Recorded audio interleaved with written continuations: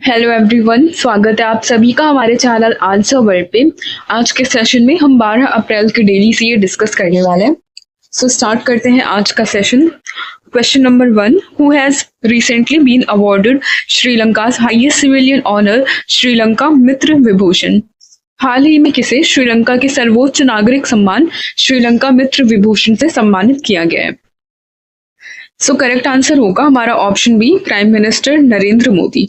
Recently prime minister अभी Sri Lanka visit पे थे, सो उसी दौरान उन्हें श्रीलंका का हाईएस्ट सिविलियन ऑनर मिला है। इसका क्या नाम है? श्रीलंका मित्र विभूषण। और ये किसी भी कंट्री द्वारा दिए जाने वाला 22वां सिविलियन ऑनर है जो कि प्राइम मिनिस्टर को मिल रहा है। बाकी सारे 21 ऑनर्स को हमने कवर किया है। प्लेलिस्ट में आप जाइएगा, जीएस वाली प्लेलिस्ट में, वहां पे आपको मिल जाएगा ये session. Which state recorded the highest economic growth rate in India for the financial year 2024-25? किस राज्य ने 2024-25 के लिए भारत में सबसे अधिक आर्थिक विकास दर्ज किया है? करेक्ट आंसर होगा हमारा ऑप्शन डी, तमिलनाडु। तमिलनाडु ने हमारा सबसे ज्यादा आर्थिक विकास दर्ज किया है इस एक साल के अंदर में। करेक्ट आंसर होगा option D. Recently, in which district of Tamil Nadu a new inscription related to Rajaraja Chola has been discovered atop the Somgiri Hills? हाल ही में तमिलनाडु के किस जिले में सोमगिरी पहाड़ियों के ऊपर राजराज चोला से संबंधित नया शिलालेख खोजा गया है? सो करेक्ट आंसर होगा हमारा ऑप्शन ए, मदुरई। मदुरई में मिला है हमारा इंस्क्रिप्शन राजराज चोला से रिलेटेड। ठीक है, तमिलनाडु के मदुरई में राजराज चोला से रिलेटेड इंस्क्रिप्शंस मिले हैं। इंस्क्रिप्शन में क्या क्या चीजें? यह शिलालेख राजराज चोला के शासनकाल की जानकारी देता है जो ऐतिहासिक दृष्टिकोण से महत्वपूर्ण है। शासनकाल की जानकारी देता है यह। PM Modi participated in the inauguration of 2 railway projects in which country built with Indian assistance? प्रधानमंत्री मोदी ने किस देश में भारतीय सहायता से बनी 2 रेलवे परियोजनाओं का उद्घाटन किया?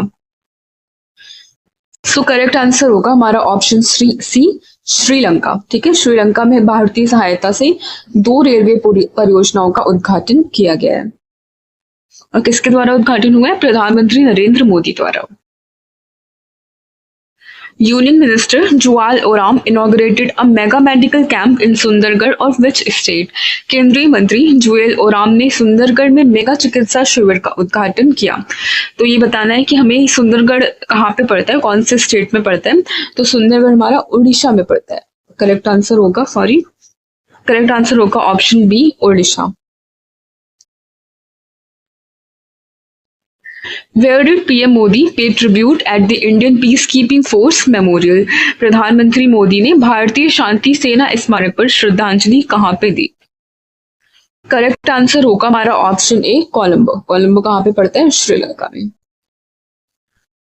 श्रीलंका विजिट पे, तो वहीं से रिलेटेड ये सारी न्यूज़ भी हैं। How many years has the Stand Up India program completed recently?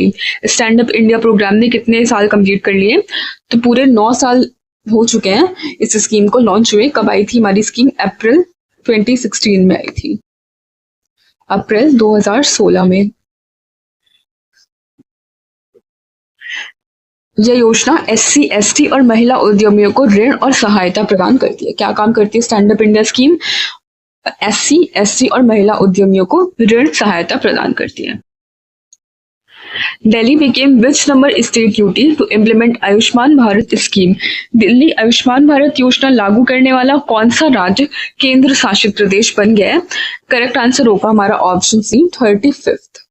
ठीक है, अभी भी कई जगह पे योजना लागू नहीं हुई है आयुष्मान भारत स्कीम, जिसकी वेस्ट बंगाल में भी ये लागू नहीं है अभी। ठीक है, इसके तहत क्या मिलता है हमें? फ्री हेल्थ इंश्योरेंस मिलता है और 5 lakh cover. Due to Ayushman Bharat, out of pocket expenditure in health reduced from 62% in 2014 to. Ayushman Bharat के कारण 2014 में स्वास्थ्य खर्च 62% से घटकर कितने प्रतिशत हो गया है? करेक्ट आंसर होगा हमारा ऑप्शन सी, 38%। 2014 में हमारा स्वास्थ्य पर खर्च कितना होता था? 62%। जो कि अब घट करके 38% पे आ गया है। Which edition of Women and Men in India 2024 was released by the government recently? सरकार द्वारा भारत में महिलाएं और पुरुष 2024 का कौन सा संस्करण जारी किया गया? सो करेक्ट आंसर हो जाएगा हमारा ऑप्शन बी 26।